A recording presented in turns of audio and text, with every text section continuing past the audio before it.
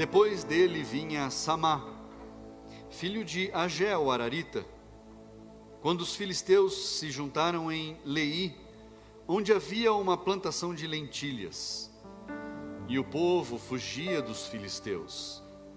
Samá pôs-se no meio daquele terreno e o defendeu, e matou os filisteus, e o Senhor efetuou grande livramento.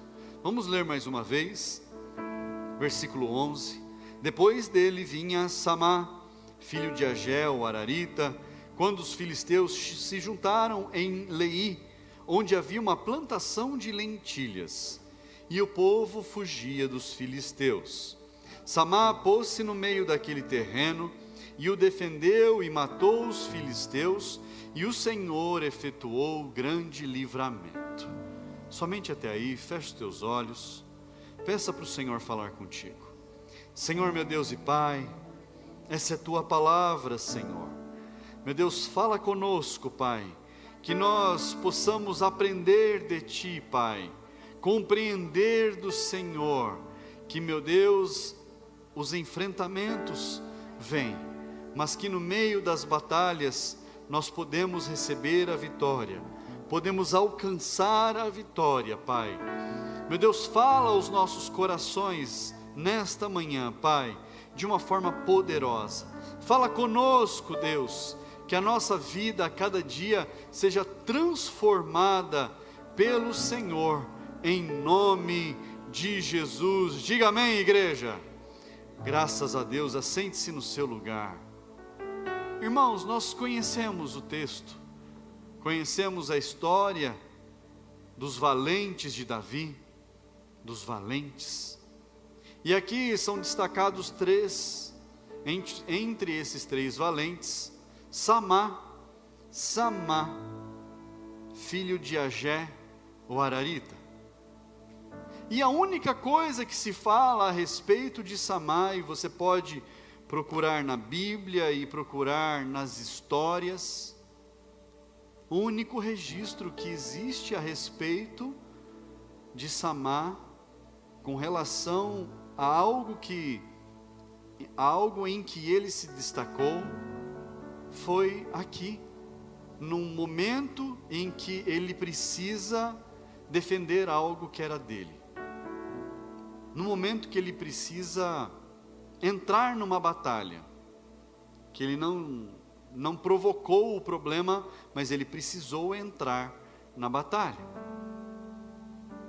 Samá era o dono daquele campo de lentilhas, e Samá estava acostumado a ver os filisteus baterem o pé, e o povo de Deus fugir, por causa das lutas, por causa dos enfrentamentos, por causa das batalhas.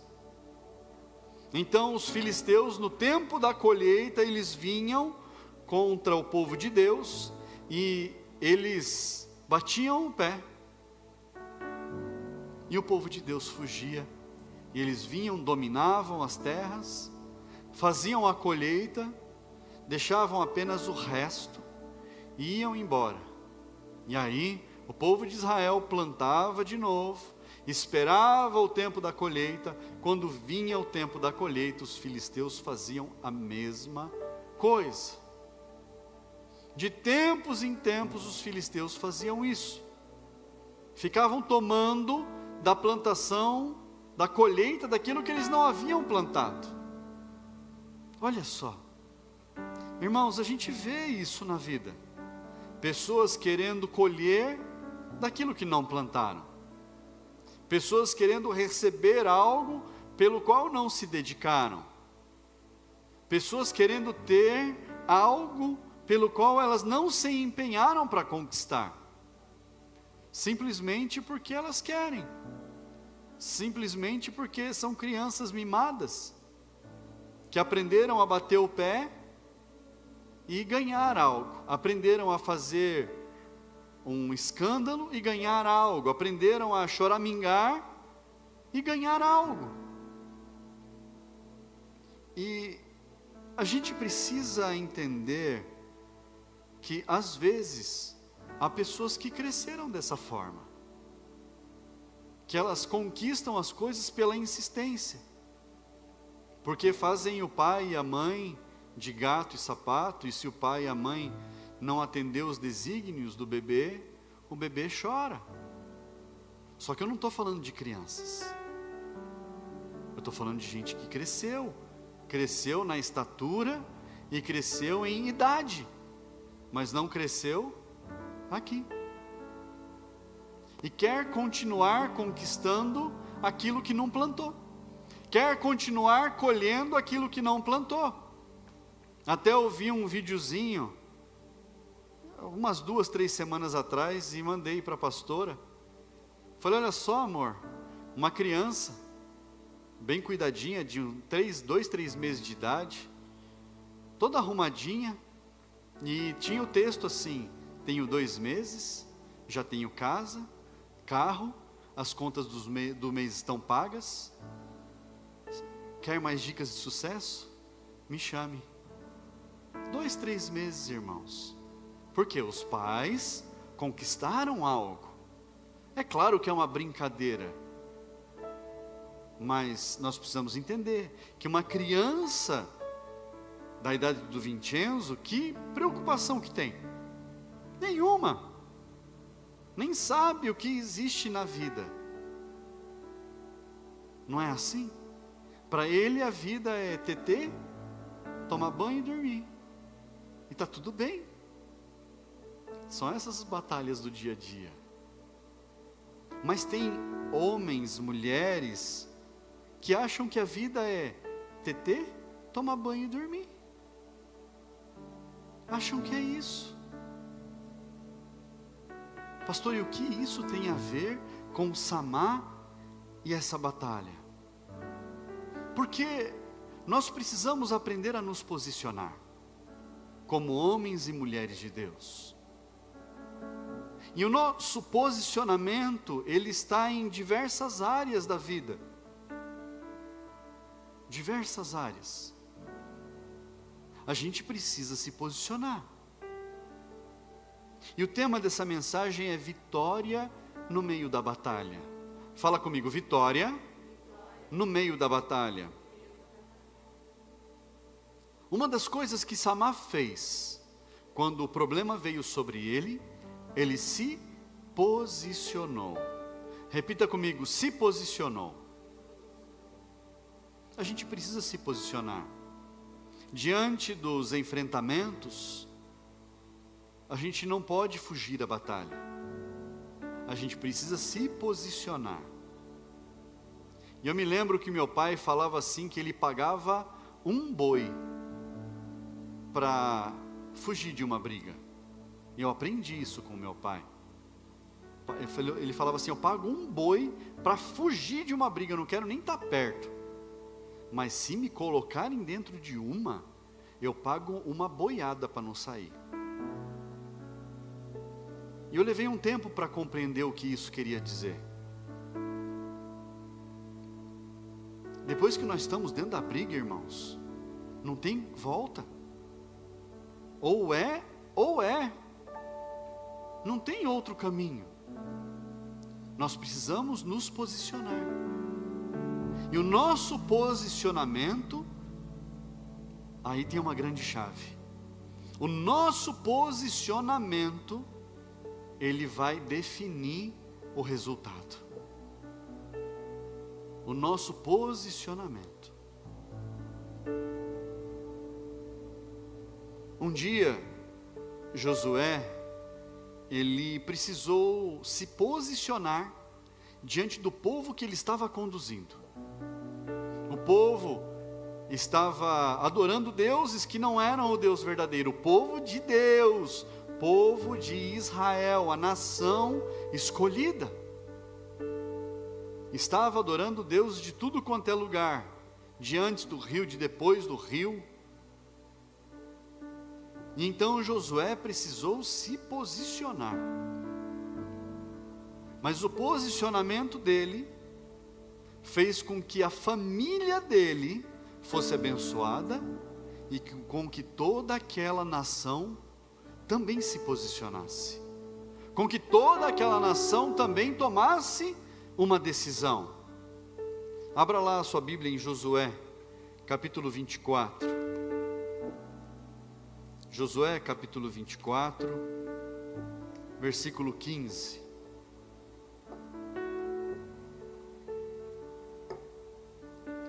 Josué 24, 15, diz assim: mas, se vocês não quiserem servir o Senhor, escolham hoje a quem vão servir, se os deuses a quem os pais de vocês serviram do outro lado do Eufrates, ou os deuses dos amorreus, em cuja terra vocês estão morando. Eu e minha casa serviremos ao Senhor. Josué falou: olha, decidam hoje, vê o que vocês querem fazer da vida de vocês.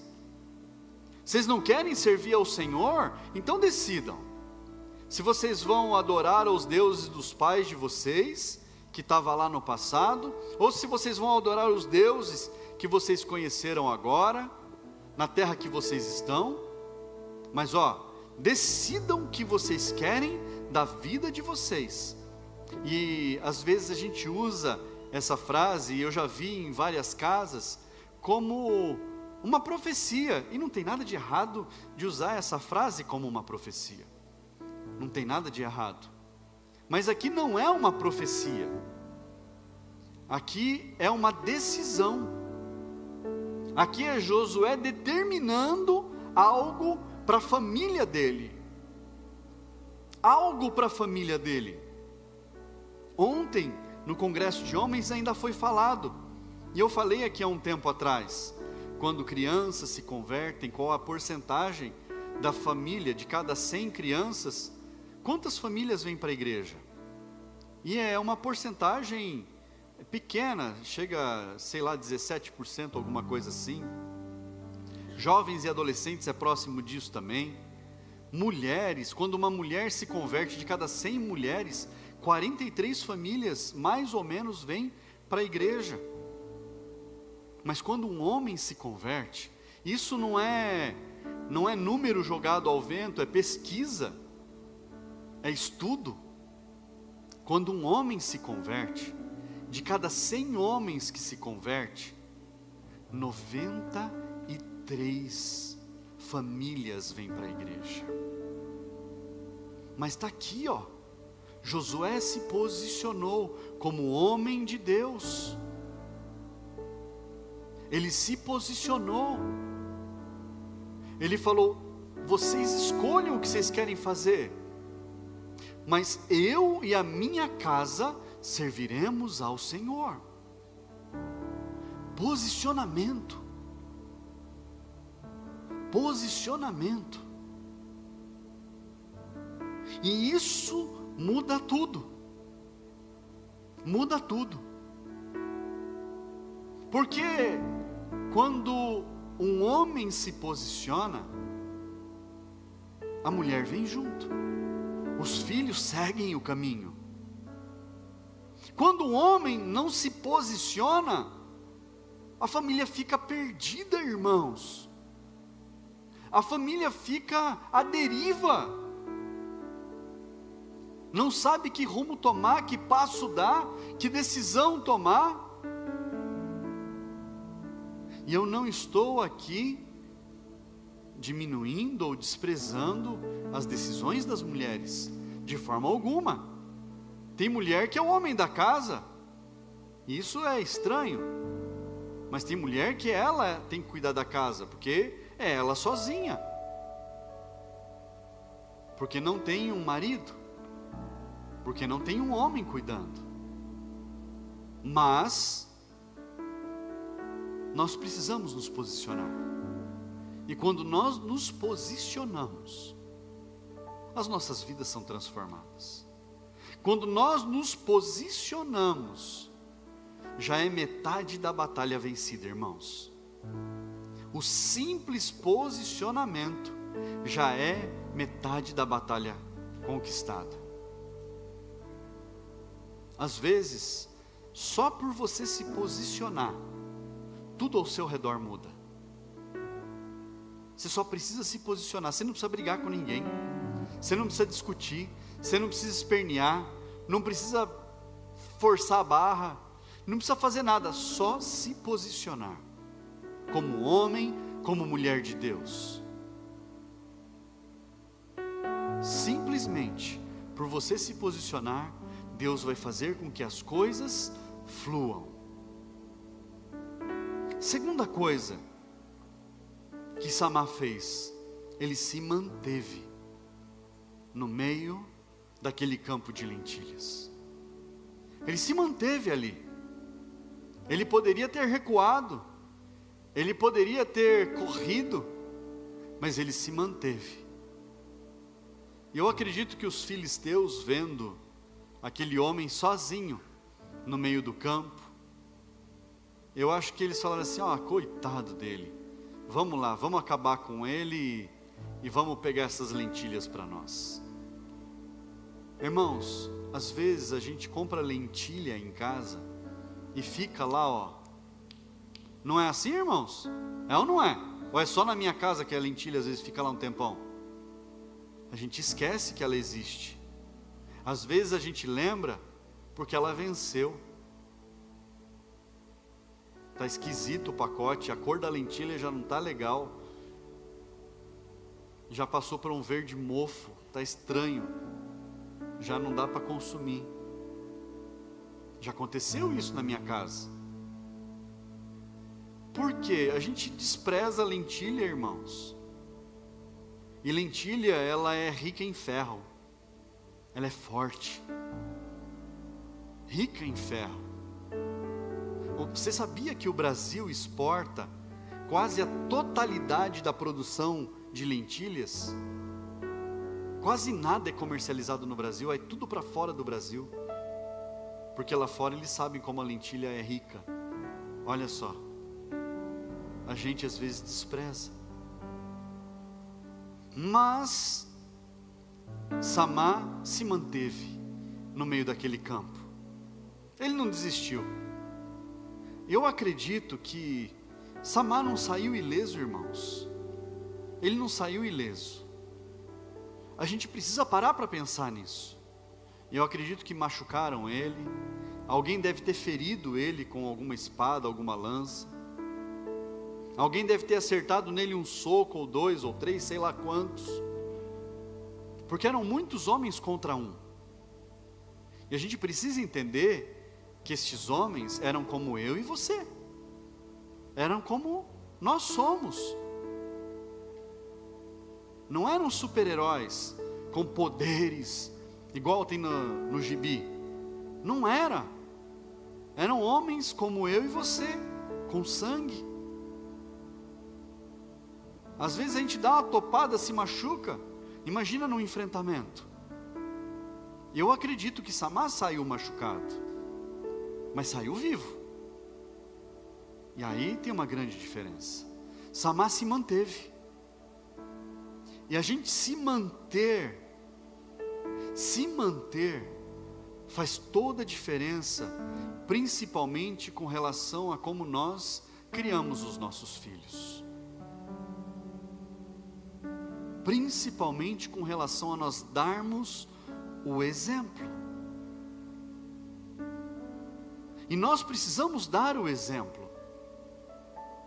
Antes eu falei de família, no posicionamento.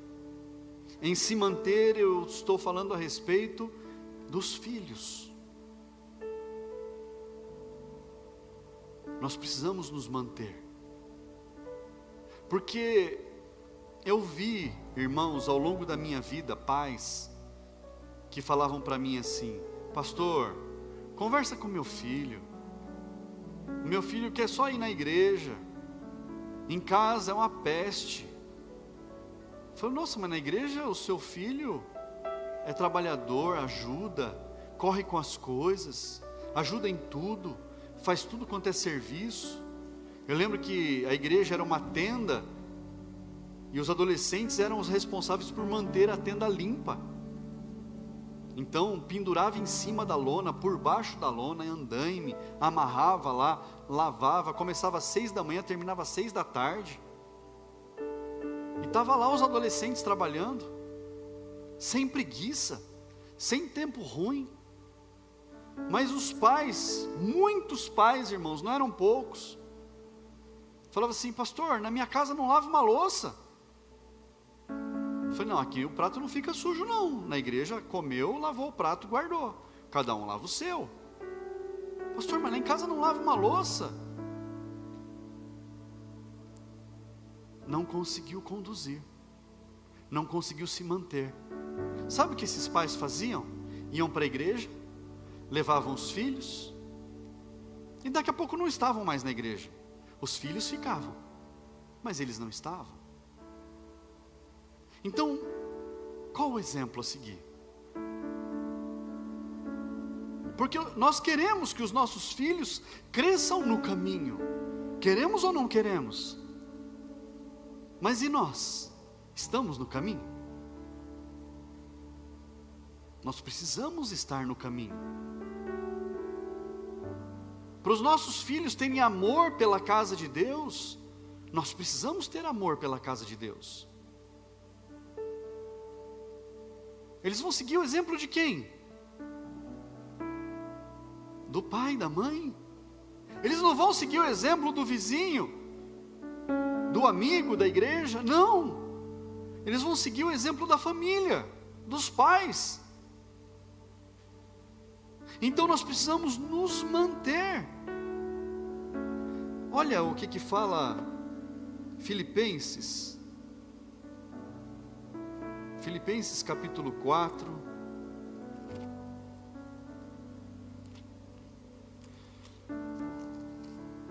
Versículo 11.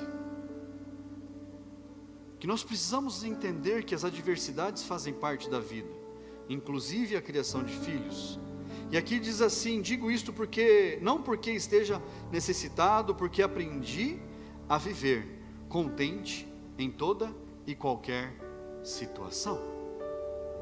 Isso é a gente se manter, independente da luta, independente da batalha, independente do problema, independente da dificuldade, independente do tamanho do enfrentamento, a gente se manter firme, se manter no caminho.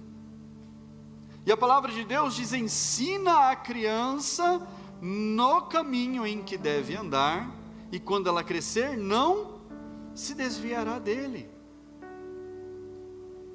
E há tantas pessoas querendo ensinar de forma errada, falando assim: ó, anda por aquele caminho, porque aquele caminho é bom. Não, não é isso. Ensina a criança no caminho. Então, no caminho quer dizer que eu também estou andando junto. Então eu estou ensinando no caminho, pelo caminho, onde eu estou andando, eu estou ensinando a andar junto. Então eu preciso ensinar os meus filhos a andarem comigo, no caminho em que eu estou andando. E eles vão saber andar comigo, onde eu estou. Isso é eu me manter. Mas Samar tem um terceiro ponto, que é decisivo. Ele lutou até vencer.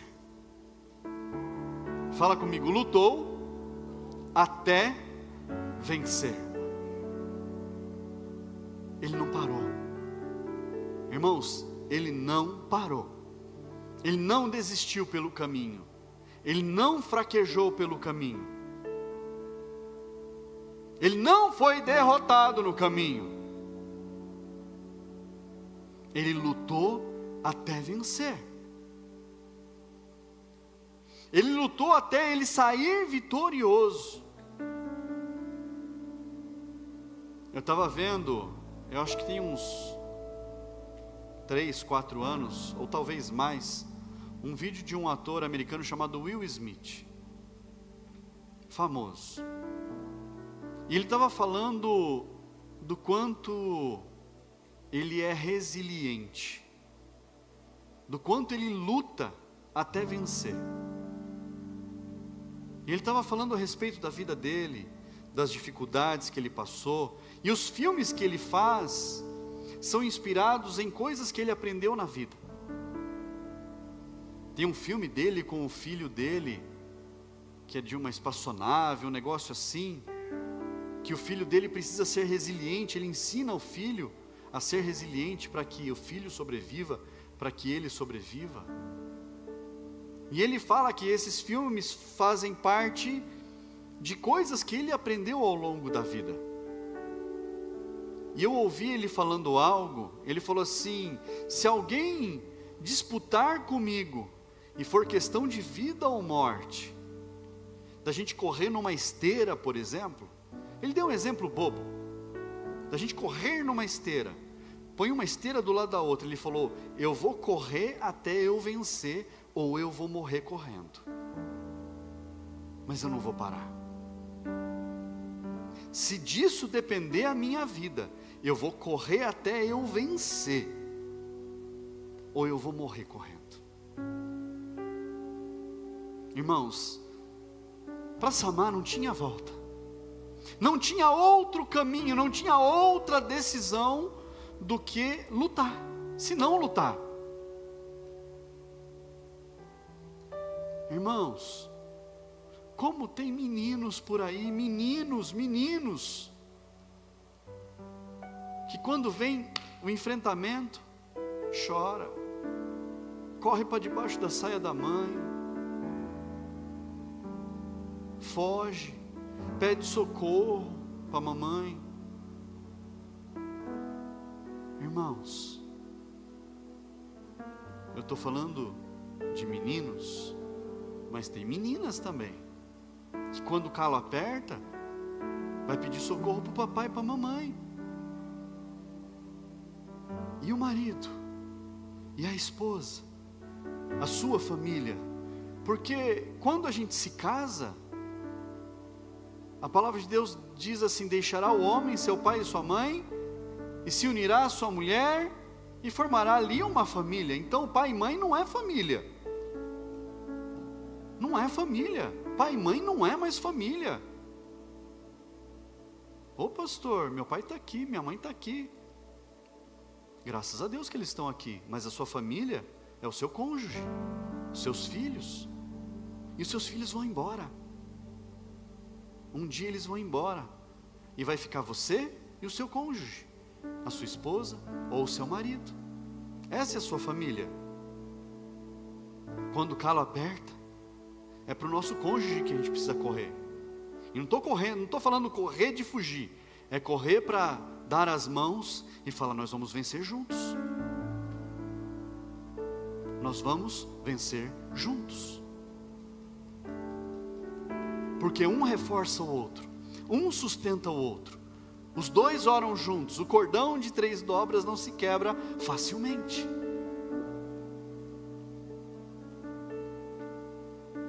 Mas as facilidades do mundo, às vezes, fazem a gente buscar socorro onde não deve ter socorro mais.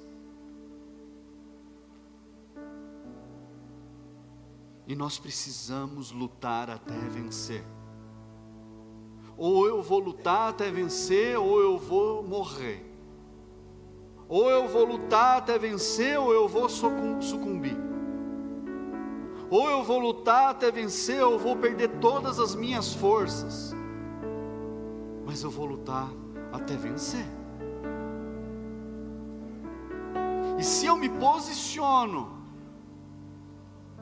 lembra que eu falei no começo, que metade da luta é ganha no posicionamento? Se eu me posiciono, o enfrentamento, ele vai passar fácil. Desde que eu tenha me posicionado, desde que eu me mantenha, e aí eu vou enfrentar a luta até o fim. Sabe por quê, irmãos?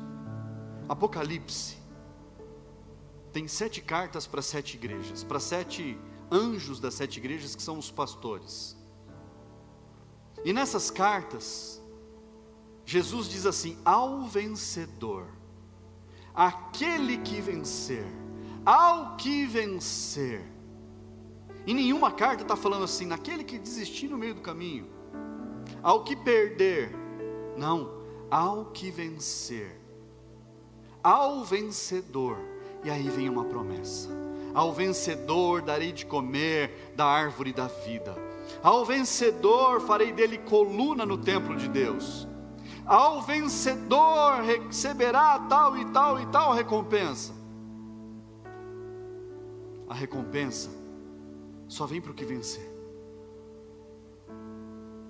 A recompensa só vem para aquele que vence. Irmãos, fala para quem está do seu lado, é proibido. Fala com voz de crente, fala assim: é proibido perder. É proibido perder. Mas para eu não perder, eu preciso ganhar. E para eu ganhar, eu preciso me esforçar. Então eu tenho que planejar.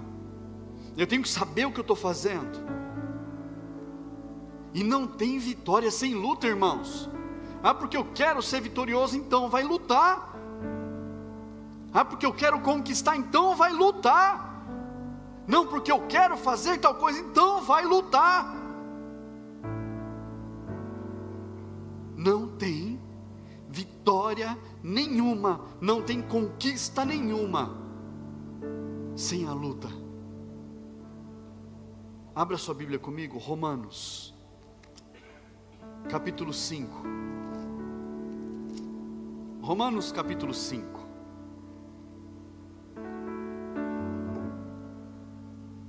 Versículo 3. E não somente isto, mas também nos gloriamos nas tribulações, sabendo que a tribulação produz perseverança. A perseverança produz experiência, e a experiência produz esperança. Olha só, nós nos gloriamos nas tribulações, nas dificuldades da vida, nas lutas, nos enfrentamentos, nas batalhas, porque quando vem os enfrentamentos, então eu me torno perseverante. Quando vem o enfrentamento eu fico perseverante, eu preciso perseverar, eu preciso permanecer, eu preciso me manter, me posicionar. E quando eu persevero, quando eu me posiciono, quando eu me mantenho, então eu adquiro algo chamado experiência. Eu fico experimentado para o próximo nível. Eu fico experimentado para crescer. É assim que funciona com aqueles que decidem empreender.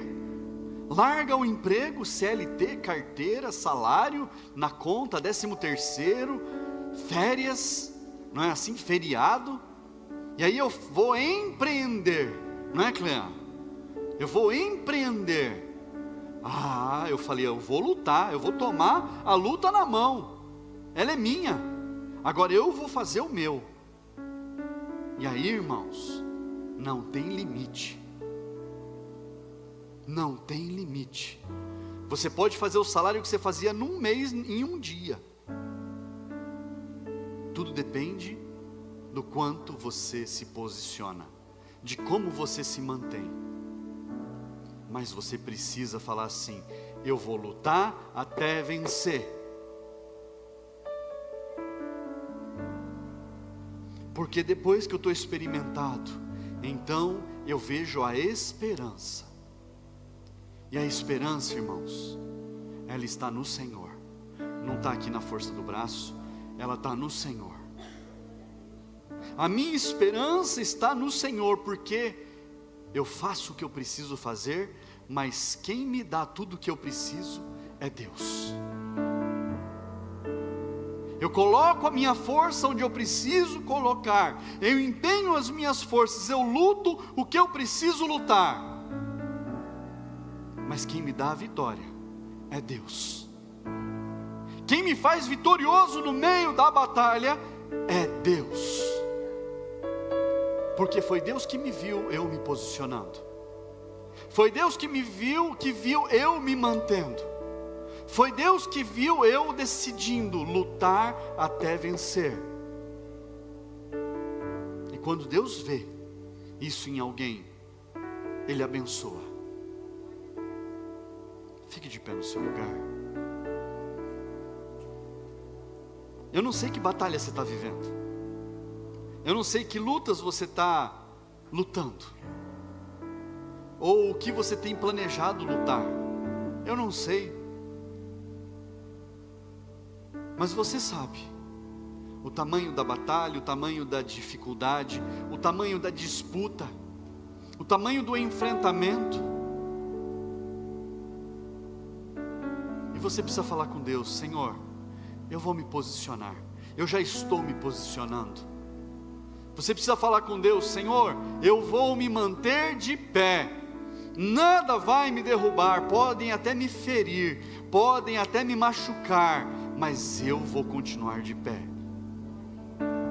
E você precisa tomar uma decisão e falar assim: eu vou lutar. Eu vou lutar até o fim. Eu vou lutar até eu sair vitorioso, porque o prêmio só vem para aquele que tem vitória. O prêmio só vem para aquele que vence.